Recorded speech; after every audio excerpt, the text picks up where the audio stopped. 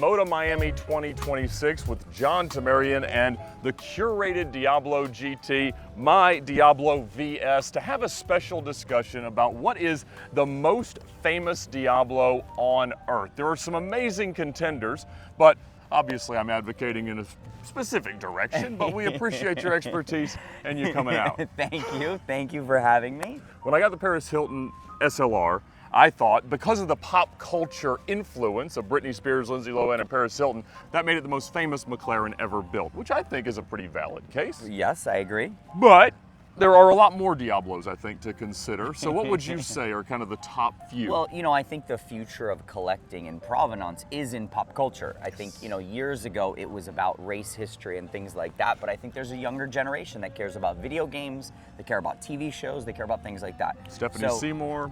Exactly. So I will say, okay, Victoria's Secret Diablo, it's definitely up there. Exit Wounds Diablo Roadster, listen, it's slightly younger generation. Many people say DMX is one of the greatest rappers of our time. Again, that is such an iconic moment. Silver Diablo Roadster driving through, I think it was Toronto, where they filmed the movie. There we go. And then I think you have to put the Nicolas Cage. Nicolas Cage had a ton of Diablos. He did. But you have to put the Nicolas Cage SE30 up there at some point. I also, Need for Speed Diablo SV. Cover car. That's a really important car. What else is on your list? I have a hard time even arguing my car against the Dumb and Dumber car. Oh, that is a very good one. That is a very good one. I mean, I think if I could own any of them, I want Nicolas Cage's SE30 because it was Gone in 60 seconds. Yes. The car that was in the movie, he owned at the time. Very cool story. He actually personally put the car on eBay himself, and it was purchased off eBay and without knowing it was the car and his car, which is a very great story. That's amazing. You've also got tons of celebrity cars, probably Yes. I'd say the peak of which is Trump's 97 Roadster. I would say Trump's 97 Roadster, the original 95 or 94 VT Coupe. Right. I have to say, the PPG pace car, because it was so well photographed. Yes. The American flag Diablo SVR, so famous throughout its life. For sure. In multiple American Stars and Stripes liveries. Right. And I would definitely say, listen, for me, the SE30 prototype, I don't think people realize how important that car is. It was on every magazine, every brochure, every press release, every auto show. So very famous car. Green SE30 you could throw in there as well. That'd probably be the most famous car you've sold, you think? I would say it's the most popular. Everybody calls me about that car all the time. There's a lot of celebrity cars. You got Yes. Tyson's Yellow Roadster. Tyson's Diablo Roadster. Missy Elliott's Purple 6.0. Purple 6.0. Which You just also didn't bring have any money. Nicolas Cage's Orange 6.0, which is Very an nice car. insane car with the famous clockwork license plate.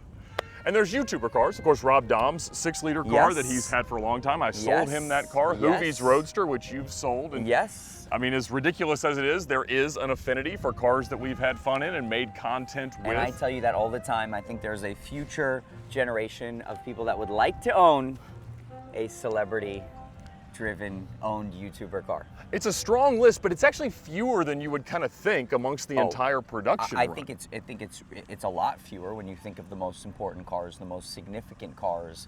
But yeah, I mean, those are the ones. So is it fair to say that the top 4 would be Dumb and Dumber, Exit Wounds, Need for Speed, and mine? You're right there. I think you could argue, and maybe slip in the SE30 prototype just because it was everywhere. For sure. But we're right there. There we go. I'll take it. Pain and Gain's a tough one. I don't know how many people. I don't know how many people know the movie though. That's and you know what? The dolphin car is more of a cult thing. I agree, and it's a cult. infamous. It's an infamous cult thing. That's fair. You know what is funny though? I have someone that literally asked specifically for that car because it stood out to them. And I mean, if I had it, I would get them done in static cling vinyl, put the Dolphins back on for the show. Save the Dolphins.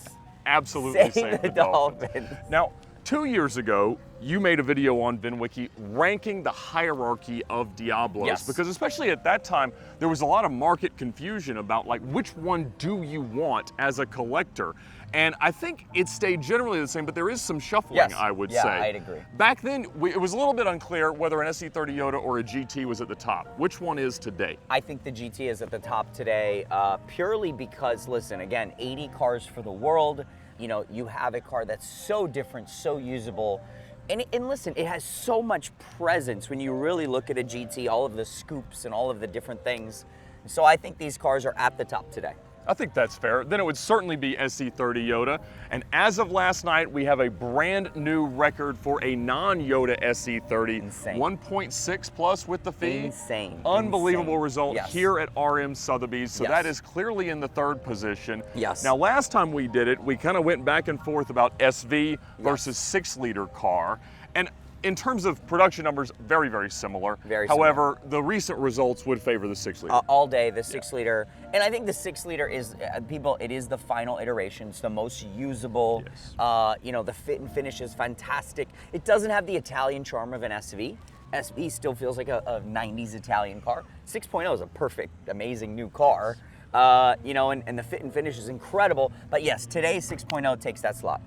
Then after that, we would have SV, Yes. then Roadster, Yes. then it gets a little fuzzy because I would probably take 99 VT Coupe, which is a Okay. properly rare car. Okay, Right. Yep. And yep. then you start thinking, all right, do we go early, pure rear-wheel drive car over a 94 to You 98? know, I'm in a constant argument over it. Listen, the early two-wheel drive cars, there are people that love them. To me, they drive like an old IMSA race car. Barely any AC. They're very fast. They're very raw. They feel the most visceral. Yep. No power steering. The clutch is very stiff. So people love them. They're super raw. They're very iconic too. I mean, all of the original, you know, 200 mile per hour. They were the cars that broke the world speed record at the time, production car speed record. But we'll see. We'll see. That's a tough one. There you go. Well, is the a great tough news one. is that no matter what you're looking for, all of the Diablos are amazing. The famous ones, the infamous ones, Yes. and the ones that are just important to you or all of us here at the Curated family. Today's video is brought to you by Auto Tempest. Like all of our Car Trek episodes and so many VINwiki videos over the last several years. So thank them for their ongoing support by clicking the link in the description below or using the QR code on your screen to find your next car on Auto Tempest. That's why we say autotempest.com, all the cars, one search. They'll get you all the results from all the major listing sites in one place, making you the shrewdest negotiator possible. Also, thanks to their new price trends tool that shows you how the values of these cars have changed up or down over the past several years and let you know exactly what you should be offering for whatever car you've landed on. So thank them for their ongoing support of crazy adventures like this and find your next car on Auto Tempest.